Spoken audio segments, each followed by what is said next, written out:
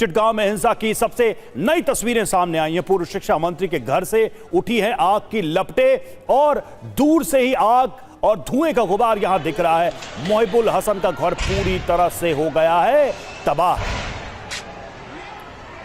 ये देखिए मोहिबुल हसन का घर, दूर से ये तस्वीर दिखाई दे रही। घर में आग लगा दी गई। आग की लपटें कैसे ऊंची ऊंची उठती नजर आ रही हैं। और सबसे बड़ी बात यह है कि टारगेटेड हमलों में अवामी नेता भी शामिल हैं। हिंदुओं पर तो हमले हो ही रहे हैं, लेकिन अवामी लीग के जो नेता हैं, पूर्व मंत्री रहे हैं, उनके घरों को निशाना बनाया जा रहा है। इस पैटर्न को जब पहली बार हिंसा हुई थी शेख हसीना को उखाड़ फेंकने की उनकी सत्ता को, उस समय भी इसी पैटर्न को हमने देखा था पूरे बांग्लादेश में। हिंदू टारगेट पर थे और अवामी लीग के नेता टारगेट पे थे। बड़ी संख्या में उनकी हत्या की गई थी। एक बार फिर से वही कोशिश, और ये सब कोशिश तब हो रही है जब चुनाव कराने की तैयारी थी। और चिटगांव में एक और अवामी लीडर के घर पर हमला किया गया।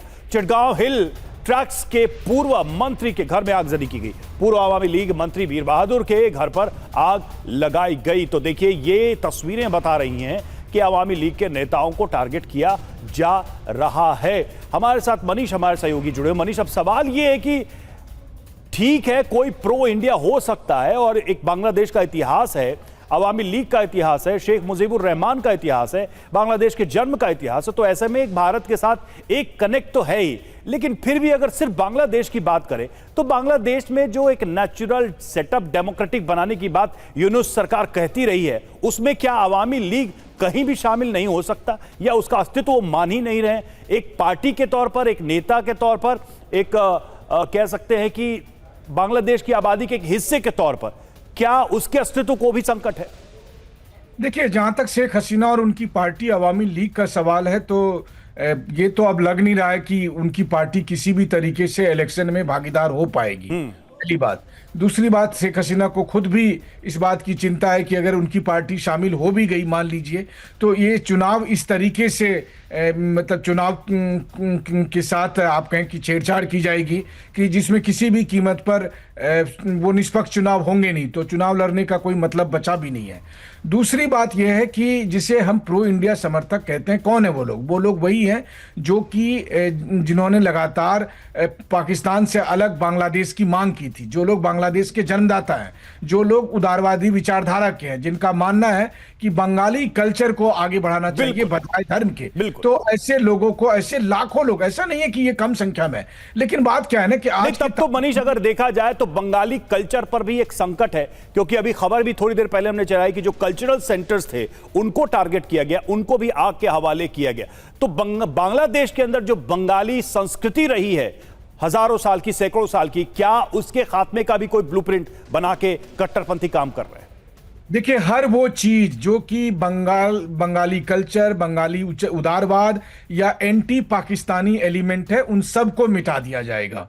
और वही मिटाया जा रहा है, एक एक करके उसी तरह की किया जा रहा है, ताकि एक बार फिर से बांग्लादेश को पूर्वी पाकिस्तान बनाया जा सके। और ये एक बड़ी साजिश है, और मुझे लगता है कि भारत की सरकार, भारत की सुरक्षा एजेंसियों और तमाम लोगों को इसको गंभीरता से लेना होगा। ठीक है, भारत के लिए निश्चित तौर पर मनीष ये चिंता का विषय है। पड़ोस में बांग्लादेश जिस तरीके से चल रहा है, जिस तरह के एलिमेंट वहां पर हावी हो रहे हैं, वो एक बड़ी चिंता है। और देखिए, उस्मान हादी की मौत के बाद यह हिंसा भड़की है। जो जानकारी सामने आ रही है, देर रात उस्मान हादी की सिंगापुर में मौत हो गई थी। हादी की मौत के बाद बांग्लादेश में यह हिंसा भड़की है। 12 फरवरी को उस्मान हादी पर हमला हुआ था और चुनाव प्रचार के दौरान सिर में गोली मारी गई थी, और अब मौत की खबर आई तो यह हिंसा भड़क उठी है। तो मुनीर का जिहादी पेट्रोल पूरे ढाका ही नहीं, बांग्लादेश में फैल चुका है। और कैसे बांग्लादेश में यह आग लग रही है, कैसे बांग्लादेश इस कट्टरपंथ की आग में जल रहा है, कुछ अहम तथ्य आपके सामने हम रखने जा रहे हैं। इस्लामिक कट्टरपंथ का लगातार यहां बढ़ना अपने आप में प्रमाण है कि कैसे ढाका में, बांग्लादेश में ये जिहादी साजिश रची जा रही है। अवामी लीग का कमजोर होना ये एक बड़ा प्रमाण है। जिहादियों को खुली छूट यहां पर मिली हुई है और इस वजह से उनकी इतनी हिम्मत है। और पाकिस्तान बांग्लादेश का गठजोड़ अब और मजबूत होता दिखाई दे रहा है। ये नए समीकरण बनते दिखाई दे रहे। बांग्लादेश में पाक आईएसआई का दखल बढ़ गया है और इसी के इशारे पर यह सब कुछ चल रहा है। यूनुस सरकार मुनीर का मोहरा बन चुकी है और उसी के इशारे पर नाचती दिखाई दे रही है। शेख हसीना का प्रत्यर्पण बस एक एजेंडा है जिसके तहत भारत विरोधी सेंटिमेंट को वहां पर बढ़ाया जाए। भारत विरोधी साजिश डिकोड करने की कोशिश करते हैं। देखिए, पाकिस्तान बांग्लादेश की टेरर फाइल्स की बात करें, आईएसआई के इशारे पर बांग्लादेश सुलग रहा है इस वक्त और आतंक और कट्टरपंथ दंगों का आधार है। इसी आधार पर आपने देखा होगा कि जब वायलेंस की खबरें हम दिखाते हैं तो पीछे जो भीड़ होती है वो किस तरह के नारे लगाती है। वो नारे अपने आप में बता रहे हैं कि आखिर किस माइंडसेट से ये सब कुछ किया जा रहा है। और ढाका की सड़कों पर कट्टरपंथियों का तांडव यहां दिखाई दे रहा है। हाथों में हथियार लेकर पूरे शहर में तोड़फोड़ की गई। सैकड़ों जिहादियों की ढाका में लूटपाट उन्होंने की और तबाही मचाई, उसकी तस्वीरें भी सामने आई हैं।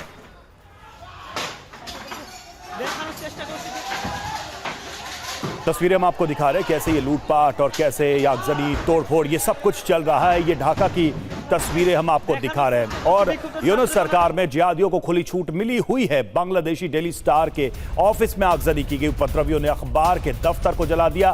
पुलिस टीम के सामने दफ्तर को आग लगा दी गई। तो ये तस्वीरें हम आपको दिखा रहे हैं।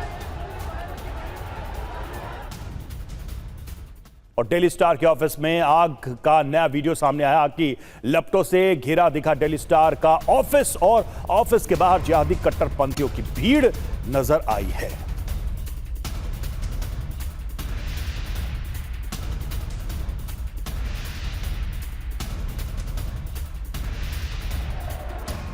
और बांग्लादेशी अखबार डेली स्टार पर हमला हुआ है। डेली स्टार के ऑफिस में उपद्रवी घुस गए। डेली स्टार के कर्मचारियों पर हमला किया गया। डेली स्टार के कर्मचारियों की पिटाई की गई। तो मीडिया को कैसे लगातार टारगेट किया जा रहा, उसकी तस्वीरें भी सामने आई हैं। दफ्तरों में आगजनी, कर्मचारियों के साथ मारपीट, उन पर हमला और लूटपाट की कोशिश। AK सिवाज सर हमारे साथ जुड़े हुए। सिवाज सर, एक चीज आपसे भी हम समझना चाहेंगे, ये अंतरराष्ट्रीय मौन क्यों है बांग्लादेश में? क्या यह भी किसी षड्यंत्र की बू नजर आ रही है? न UN की तरफ से दखल, न अमेरिका की कोई बात, न यूरोप की तरफ से कोई ज्ञान। भारत में कुछ भी होता है तो मानवाधिकार से लेकर हर चीज पर, डेमोक्रेसी, प्रेस की फ्रीडम पर ज्ञान की गंगा पश्चिम से बहती है और यहां पश्चिम का इतना बड़ा मौन, इतने लंबे समय तक सब कुछ खुल्लम खुल्ला चल रहा है। ये क्या कहानी? हाँ बिल्कुल रवि, ये बहुत ही सरप्राइजिंग है क्योंकि ये जो सारा कार्रवाई हुई थी ये डीप स्टेट अमेरिका से ही हुई थी। क्योंकि शेख हसीना की गवर्नमेंट जो थी 15 साल बहुत अच्छा काम कर रही थी। उसको जो ये स्टूडेंट का प्रोटेस्ट हुआ वो कोई एक स्टूडेंट प्रोटेस्ट नहीं था, ये एक सोची समझी साजिश के तहत डीप स्टेट अमेरिका ने कराया था। और अभी भी अमेरिका की डीप स्टेट इन्वॉल्व है। पाकिस्तान की ISI एक उसका मोहरा है। पाकिस्तान की गवर्नमेंट भी उसके साथ मिली है। पर ये दुख की बात है, ना वेस्टर्न मीडिया ना US से कोई भी इसके ऊपर आवाज नहीं आ रही।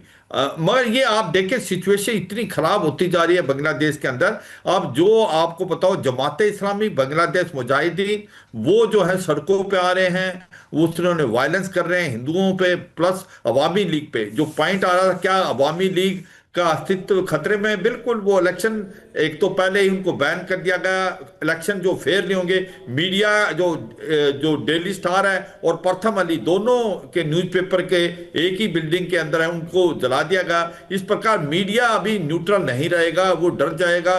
तो यही चाहते हैं वो। और धीरे धीरे जिस प्रकार से बांग्लादेश जा रहा है वो पाकिस्तान की तरफ जाता हुआ नजर आ रहा है। और मुझे लगता है दूसरी बात रवि, एक चीज को हमें देखना पड़ेगा कि बहुत दुख की बात है कि वेस्टर्न मीडिया इसके ऊपर क्यों चुप है। इसकी वजह यही है। बिल्कुल, मैं इसीलिए सवाल था मेरा सिवाज सर कि ये बहुत हैरान करने वाली बात है और कहीं ना कहीं इस शक को यह गहराता है कि क्या इस पूरे षड्यंत्र की जड़ें कहीं पश्चिम में तो नहीं है? क्योंकि जिस तरह की खामोशी वेस्टर्न मीडिया की है, वहां के संस्थाओं की है, वहां की सरकारों की है, वो बहुत ही चौंकाने वाला है। बांग्लादेश कई महीनों से जल रहा है।